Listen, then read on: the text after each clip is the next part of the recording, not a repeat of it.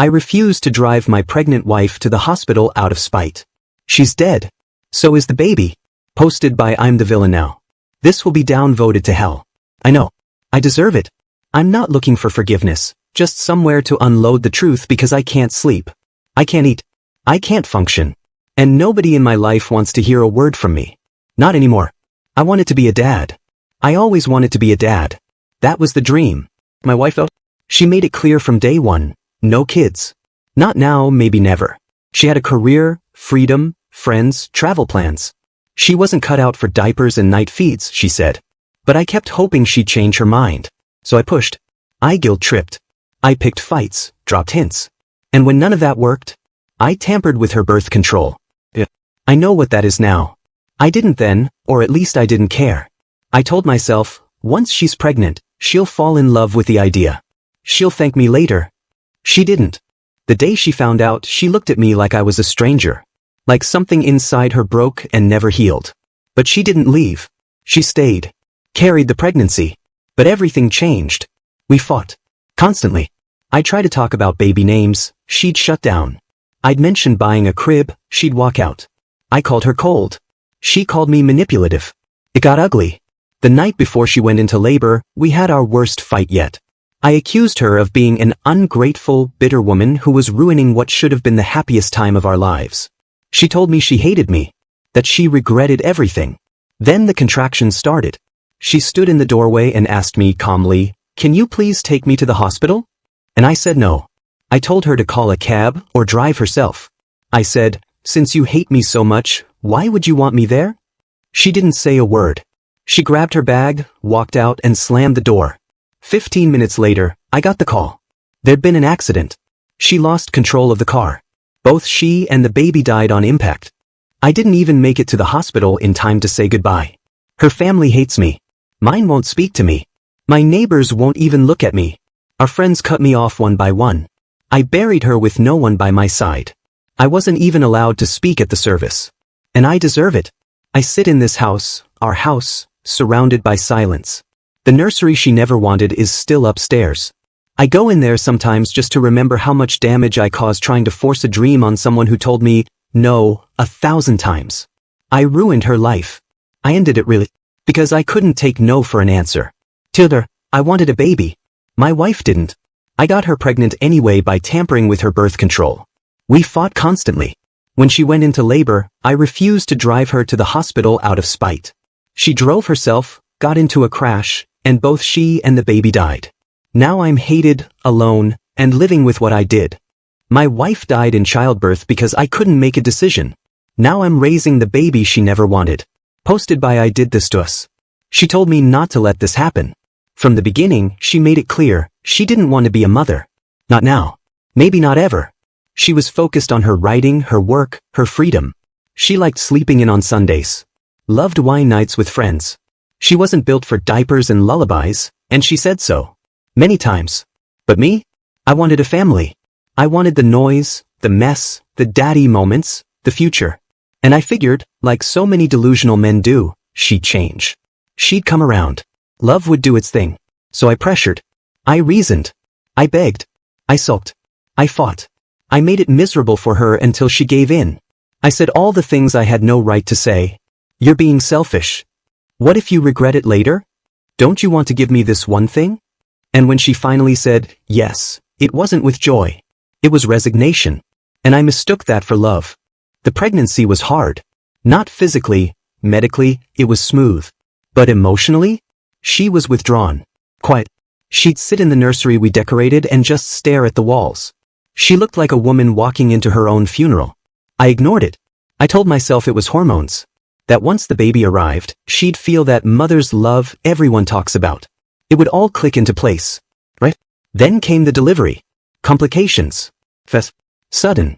Blood loss. Chaos. I was pulled aside by a nurse who looked like she'd aged 5 years in 5 minutes. We need to know, if it comes to it, do we save the baby or the mother? I froze. They were both in trouble. I was being asked to play God. My mind went blank. Then loud. Then blank again. She never wanted this baby. But what if she changed?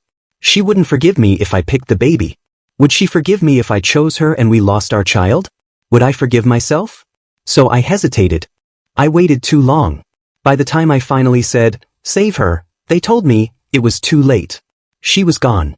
And the baby was alive. Crying. Perfectly healthy. And I haven't stopped hearing that cry since. She died. Because I hesitated. Because I thought about it. Because I didn't immediately scream, "Save my wife," like a real man should have. Now I'm sitting in the nursery she decorated in silence. There's a crib beside me and a baby that looks like her.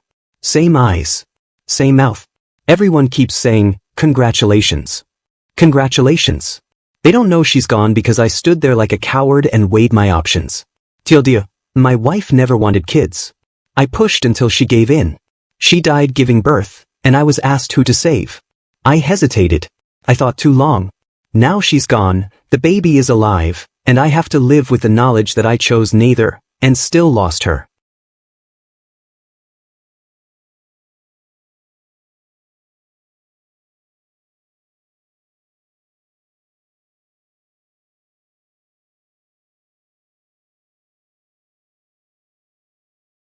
My wife of 10 years took the kids' passports and ran back to the UK, without the kids. What kind of mother does this? Posted by you/bitter father of 5. Let me just say this straight, I'm pissed. Fuming. I've never been so disgusted by another human being in my life, and unfortunately, that human being is the woman I once called my wife. So here's the story. We met in the UK. She was this sweet, soft-spoken woman, Nigerian like me, but born and raised over there. Thought she was different. Thought she had values. I brought her back home to Nigeria, built us a house from the ground up. I took care of her. Everything she needed, I provided. She didn't have to lift a finger for a decade. I made sure she lacked nothing. She didn't work. She didn't hustle. She stayed home, wore expensive wrappers, and raised our kids. Or so I thought. We had 5 children together. 5. All under the age of 8. You hear me? Babies. Toddlers. Diaper-wearing, food-smearing little humans. And I was there for all of them. Clinic visits, late-night fevers, PTA meetings, I was there. I never ran away from my responsibilities. Now, fast forward 10 years later, and I won't lie, I started feeling stuck. I was losing myself in the routine, the noise, the constant bickering. I told her honestly, face to face, this marriage isn't working for me anymore. I need to take a break, clear my head. You know what she did? She packed her bags. Her bags. Not in anger, not in tears, calmly. Like she was going on vacation. She didn't fight, didn't beg, didn't even blink. She just said, okay. Took some clothes, her laptop, some cash I left on the table. And she took all 5 kids' passports with her. But not the kids. Let that sink in. She took the passports, not the children. What kind of woman does that? What kind of mother leaves 5 little children in a house and jets off to another country like she just quit a job? I didn't even realize she was gone until the kids started crying for dinner and she wasn't in the kitchen. She didn't say goodbye. Not even to the baby. And what did she say when I called her? I needed space. You said you wanted out, so I left. Space. Space? What kind of woman leaves her children behind like that? You needed space from me, fine. But from your own blood? Your own children? She had one job. What? Be a mother. And she bailed the second things got inconvenient. Left me with 5 kids. Me, a full-time working man, now doing school runs, changing diapers, cooking nonsense meals they hate, trying to braid my daughter's hair with YouTube tutorials. And God help me if I mess up one edge. And now I'm stuck. Can't even travel with them. Can't renew the passports. She's holding on to them like some kind of hostage negotiator. What's the plan? Come back later and claim them like parcels? Or keep me stuck in Nigeria while she figures herself out on Instagram? These modern women, I swear. No shame. No guilt. No sense of duty. Nobody is teaching these women anything anymore. You tell me, what am I supposed to do? Sit here with 5 kids under 8 and pretend everything is fine? Raise them on my own while their mother parties with her British accent and matching nails? I built a life for her. A family. And she walked away like it was nothing. Married a UK-born Nigerian woman, brought her to Nigeria, gave her everything, had 5 kids, told her I wanted out. She packed her bags, took the kids' passports, and left, without the kids. I'm now a single father of 5 under 8, while she's living her best life in London. Women of today.